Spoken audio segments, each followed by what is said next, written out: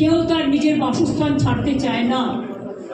কিন্তু একটা মানুষের জীবন চলে গেলে জীবন ফিরে আসে না। বাসস্থান হয়তো ফিরে পাওয়া যায়, কিন্তু জলে ভিজা কর্দমাক্ত অবস্থায় অনেক কিছু তাদের নষ্টও হয়। এই অবস্থায় আমরা এমএলএদেরও বলেছি, আমরাও গুরুত্ব দিতে বলেছি, বন্যার জল চলে গেলে প্রথম কাজ হচ্ছে বর্ধমান, বাঁকুড়া, বীরভূম, হুগলি, হাওড়া,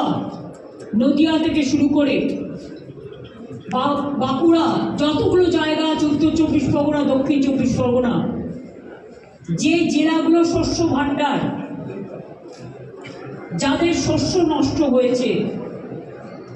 যাদের জলে ধানের জমি প্লাবিত হয়েছে, তাদের জমিগুলোকে মেপে তারা যাতে শস্য বীমার টাকা পায়, চাষি